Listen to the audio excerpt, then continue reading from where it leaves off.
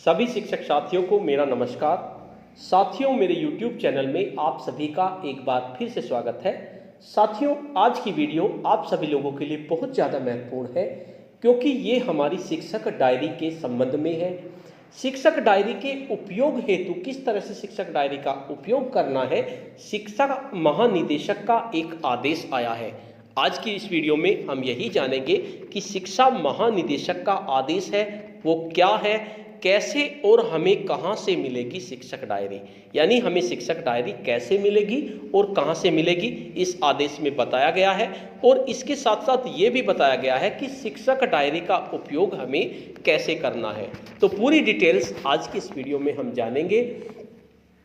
साथियों, वीडियो शुरू करने से पहले मैं आपको बता देना चाहता हूं, अगर आप चाहते हैं इस तरह की इंफॉर्मेटिव वीडियो आपको एक प्लेटफार्म पर मिले तो उसके लिए मैंने इंफॉर्मेटिव वीडियो व्हाट्सएप ग्रुप और इंफॉर्मेटिव वीडियो टेलीग्राम ग्रुप बनाया हुआ है। आप चाहें तो मेरे ग्रुप से जुड़ सकते हैं। ग्रुप का लिंक आपको वीडियो के डिस्क्रिप्शन बॉक्स में मिल जाएगा, आप उस पर क्लिक करके मेरे ग्रुप से जुड़ सकते हैं। तो चलिए जानते हैं क्या आदेश आया है शिक्षक डायरी के बारे में। सबसे पहले जानते हैं शिक्षक डायरी के वितरण, भुगतान और प्रयोग के संबंध में।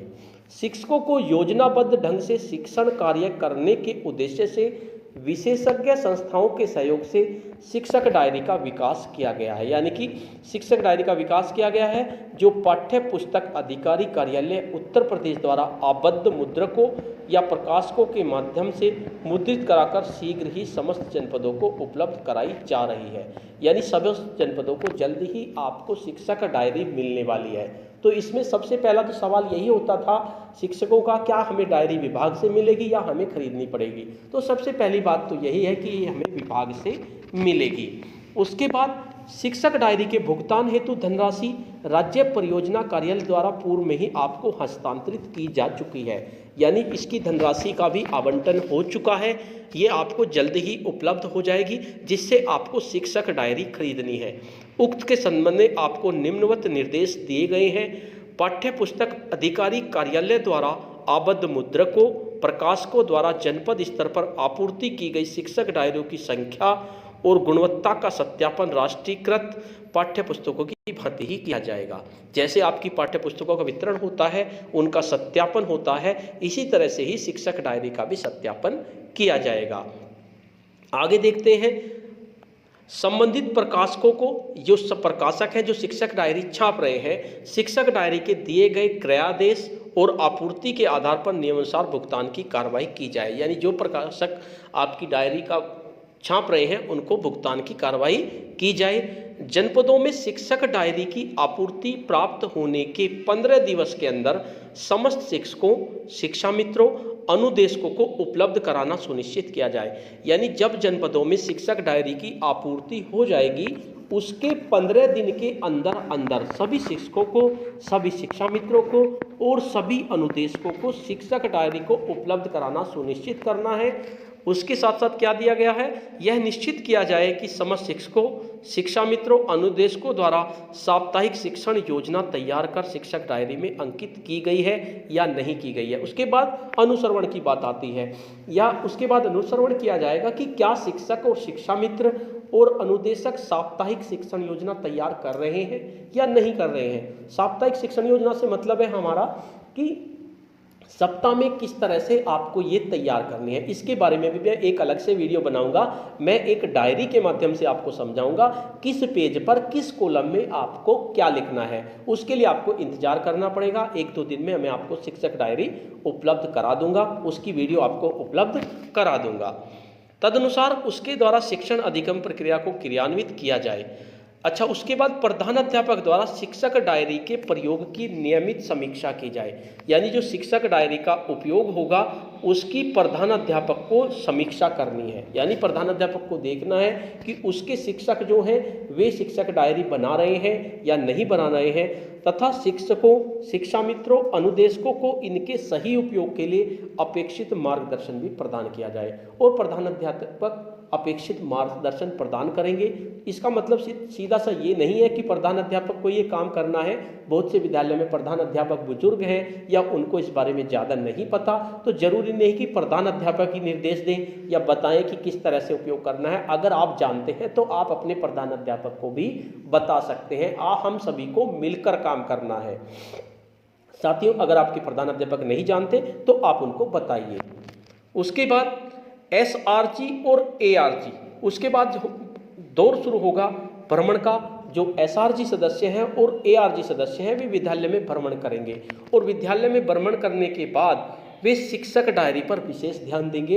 अंकित विभिन्न मानकों की सामयिक समीक्षा की जाएगी, यानी वे समीक्षा करेंगे कि आप शिक्षक डायरी को पूर्ण कर रहे हैं या नहीं कर रहे हैं, तथा गुणवत्तापूर्ण शिक्षण अधिगम प्रक्रिया को सुनिश्चित करने के लिए शिक्षकों को अपेक्षित सहयोग प्रदान करेंगे। निर्देश तो यही है कि SRG और ARP जो है आपको अपेक्षित निर्देश देंगे, आपका अपेक्षित सहयोग करेंगे। उम्मीद करते हैं वे हमारा सहयोग करें। नेक्स्ट है शिक्षक डायरी के गुणवत्तापूर्ण उपयोग के लिए SRG और ARG सदस्यों द्वारा ब्लॉक स्तर पर शिक्षकों को प्रशिक्षित भी किया जाए। यानी जो शिक्षक डायरी आपको मिलेगी उसके लिए आपको प्रशिक्षण भी मिलेगा, उसके बारे में आपको बताया जाएगा कि शिक्षक डायरी का उपयोग कैसे करना है। वैसे मैं भी इसकी एक वीडियो बनाने वाला हूं जल्द ही, जिसमें मैं आपको हर पेज के बारे में डिटेल्स में बताऊंगा कि किस पेज पर आपको क्या लिखना है। शिक्षक डायरी के प्रयोग के संबंध में तैयार किए गए दिशा निर्देश संलग्न कर इस निर्देश के साथ प्रेषित है। यानी इस जो आपको मैं पढ़ के बता रहा हूँ निर्देश, इसके साथ साथ दिशा निर्देश भी दिए गए हैं। उनको मैं अभी आज वीडियो के लास्ट पार्ट में बताऊंगा क्या दिशा निर्देश हैं। इसे समस्त SRG ARG सदस्यों और शिक्षकों को उपलब्ध कराए जाएं, यानी कि ये सबको उपलब्ध कराए जाए ताकि शिक्षक डायरी के सही उपयोग में उन्हें सहायता मिल सके। संलग्न 2, जो संलग्न 2 है उसमें पूर्ण रूप से निर्देश दिए गए हैं कि शिक्षक डायरी को किस तरह से उपयोग में लाना है। क्या क्या निर्देश है? उसके बाद आती है बात जिला बेसिक शिक्षा अधिकारी और खंड शिक्षा अधिकारी द्वारा विद्यालय निरीक्षण के समय शिक्षकों द्वारा शिक्षक डायरी का प्रयोग किए जाने का अनुसरण किया जाए।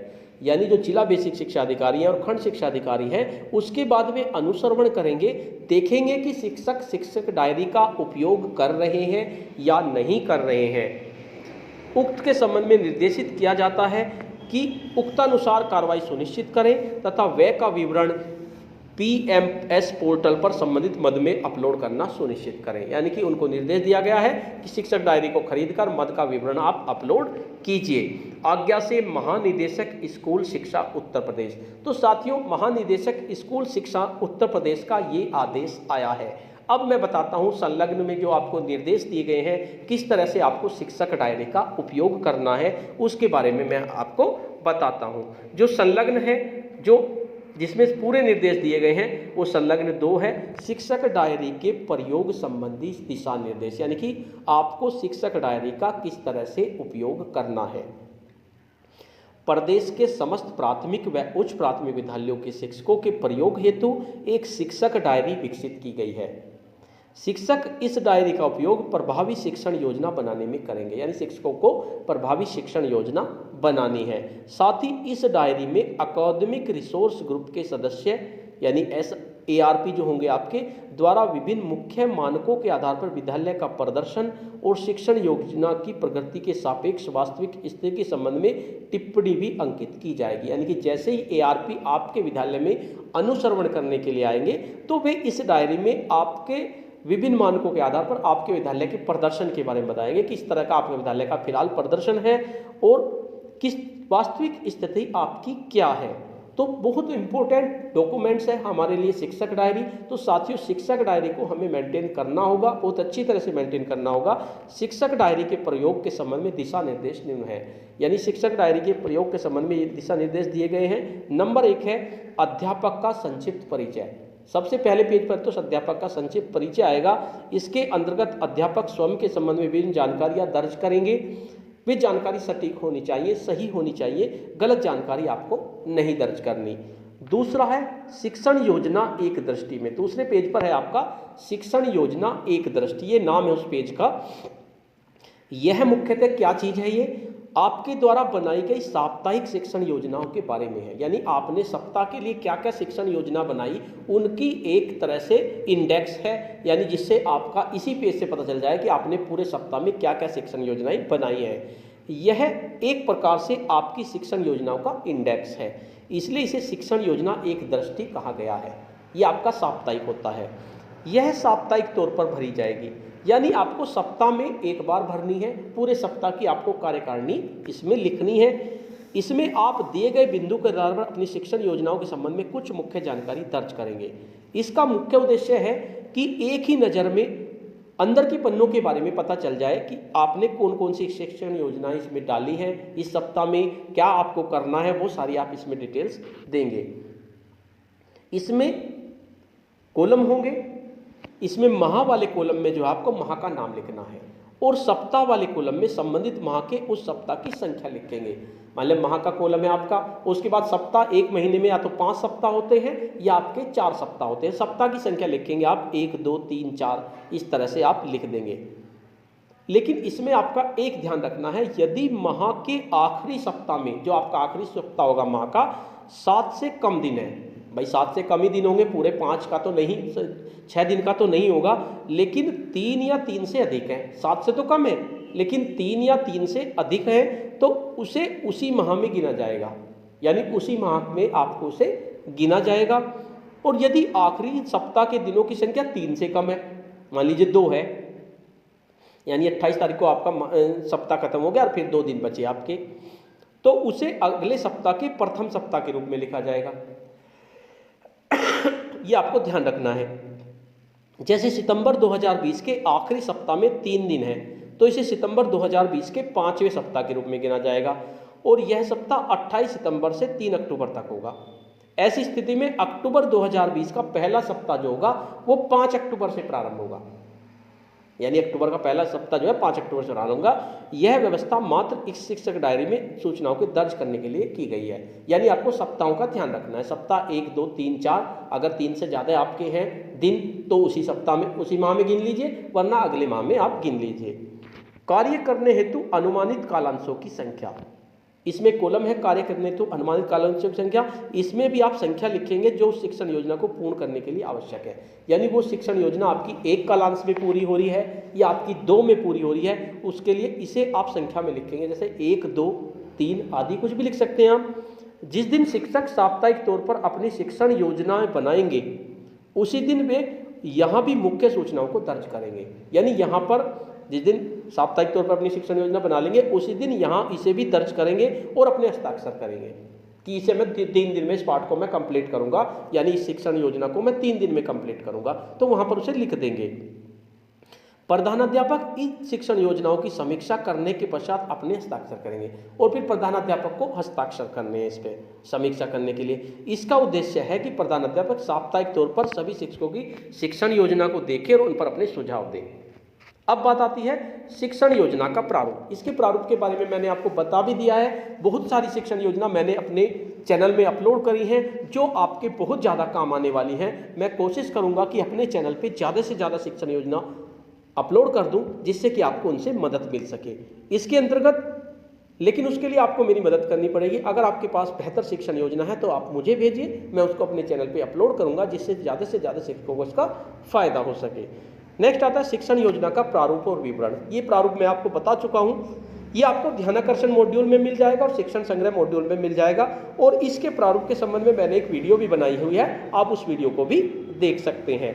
यहाँ एक अत्यंत ही सरल प्रारूप है जो शिक्षक को अपनी शिक्षण विधा पर चिंतन मनन करने और उसे बेहतर और प्रभावी बनाने में मदद करता है। इस प्रारूप के आधार पर विकसित 2 शिक्षण योजनाएं उदाहरण के रूप में इस डायरी में भी दी गई हैं ताकि आप अच्छी तरह से समझ सकें। इस डायरी में शिक्षण योजना विकसित करने के लिए साप्ताहिक तौर पर जो प्रारूप दिया गया है वो इसी प्रारूप का संक्षिप्त रूप है, यानी जो साप्ताहिक दिया है वो भी इस प्रारूप का ही संक्षिप्त आपका रूप है। नेक्स्ट आती है शिक्षण योजना। तो साप्ताहिक तौर पर शिक्षण योजना बनाने के लिए इस प्रारूप का उपयोग करना है आपको, जो आपको सप्ताह में शिक्षण योजना बनाए। प्रत्येक सप्ताह के लिए 3 पेज दिए गए हैं, यानी प्रत्येक सप्ताह के लिए, एक सप्ताह के लिए 3 पेज आपको दिए गए हैं। वो क्यों दिए गए हैं? सबसे पहले आप माह लिखेंगे, सप्ताह संख्या लिखेंगे और सप्ताह की अवधि लिखेंगे, यानी किस सप्ताह से किस सप्ताह तक आपका ये चलेगा। प्रत्येक सप्ताह के लिए 6 पंक्ति दी गई है, यानी एक सप्ताह के लिए आपके पास 6 पंक्ति हैं। प्रत्येक पंक्ति एक कक्षा और विषय के लिए है। आवश्यकता अनुसार आप एक कक्षा और विषय के लिए एक से अधिक रो का प्रयोग भी कर सकते हैं। अब बात आती है, इसमें आपको लर्निंग आउटकम लिखना है। आप उस लर्निंग आउटकम को लेंगे जिस पर उस सप्ताह कार्य करना है। आपको उस लर्निंग आउटकम के बारे में लिखना है जिस पर उस सप्ताह में आपको कार्य करना है। साथ ही उन लर्निंग आउटकम पर कार्य करने के लिए चयनित पाठ का नाम भी लिखना है, संख्या भी लिखना है। हो सकता है कि आपको ये अभी समझ में ना आ रही हो, लेकिन आप इसे ध्यान से देख लीजिए। नेक्स्ट वीडियो में मैं आपको डायरी ही दिखाकर आपको समझाऊंगा कि किसमें आपको क्या करना है। उससे आपको अच्छी तरह से समझ में आ जाएगा, क्योंकि प्रैक्टिकल आपको ज़्यादा समझ में आ जाएगा। तो प्रैक्टिकल करके मैं आपको दिखाऊंगा। मेरे पास एक शिक्षक डायरी है, उसके शिक्षक डायरी की मदद से मैं आपको दिखाऊंगा। साथ ही उन लर्निंग आउटकम पर कार्य करने के लिए चयनित पाठ की संख्या और नाम भी लिखना है जिन पर कार्य करके बच्चों को उक्त लर्निंग आउटकम को प्राप्त करने में आप मदद करेंगे। यानी कि आप चयनित पाठ की संख्या भी लिखेंगे, ये भी लिखेंगे। लर्निंग आउटकम को पूरे वाक्य में नहीं लिखकर कुछ शब्दों में लिखेंगे। लर्निंग आउटकम पूरा बड़ा नहीं लिखना कि बच्चे समझ जाते हैं, ये कर लेते हैं, वे कर लेते हैं, वो बहुत बड़ा हो जाएगा। इसमें छोटा ही कॉलम है, तो इसमें आपको लिखना है जैसे अंकों की पहचान। अब आपको ये नहीं लिखना कि बच्चे अंकों की पहचान कर लेते हैं, केवल आपको अंकों की पहचान।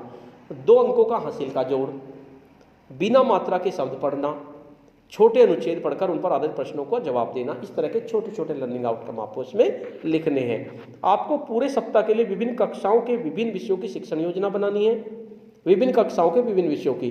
अतः शिक्षण अधिगम प्रक्रिया या गतिविधियों को संक्षिप्त और स्पष्ट विवरण वाले कॉलम में अपने पढ़ने के तरीके के बारे में स्पष्ट और सरल भाषा में लिखना है। आपको बहुत बड़ी लेंथी नहीं बनानी, छोटी बनानी है शिक्षण योजना, ज़्यादा बड़ी नहीं बनानी, ताकि कोई भी पढ़कर समझ सके कि आप उक्त लर्निंग आउटकम पर कार्य क्या और कैसे करने वाले हैं। उसमें ये पता चल जाना चाहिए कि आप इस लर्निंग आउटकम को प्राप्त करने के लिए क्या कोशिश कर रहे हैं।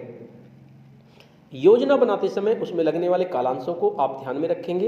इस कॉलम में अनुमानित कालांशों की संख्या अंकों में दर्ज करेंगे। यानी कि आपने एक शिक्षण योजना बनाई, उसमें आपके 1 कालांश लगेगा, 2 कालांश लगेगा, उसमें आप स्पष्ट लिख दें। इसके साथ ही दिए गए गृह कार्य असाइनमेंट भी योजना में स्पष्ट रूप से किंतु संक्षेप में लिखें। उक्त कॉलम में ही प्रत्येक योजना के सापेक्ष शिक्षण योजना के क्रियान्वयन के पश्चात शिक्षण का स्वयं आकलन का स्थान दिया गया है। ये सबसे लास्ट का पॉइंट होता है, इसमें दिया हुआ है, तो इसे भी आप भरेंगे, लेकिन इसे बाद में भरेंगे जब आप शिक्षण योजना पूरी कर लें। इसमें आप अपनी शिक्षण योजना के संबंध में मुख्य टिप्पणी लिखेंगे, जैसे शिक्षण कार्य योजना के अनुरूप क्रियान्वित हुई या नहीं हुई, केवल कुछ अंश ही हो पाया, बाकी अगले दिन या अगले सप्ताह में करेंगे। ये चीज़ आपको लिखनी है। उसमें शिक्षण प्रक्रिया के समूह कार्य को जोड़ेंगे। इस प्रकार प्रत्येक शिक्षक एक सप्ताह के लिए योजना बनाने के लिए 3 पेजों का उपयोग करेंगे। यानी एक सप्ताह के लिए आपको 3 पेज का उपयोग करना है। पूरे वर्ष के लिए साप्ताहिक तौर पर शिक्षण योजना बनाने के लिए यथावश्यक पेज आपको दिए गए हैं। नेक्स्ट आता है सपोर्टिव सुपरवाइजर हेतु पर्यवेक्षण के उपयोग हेतु।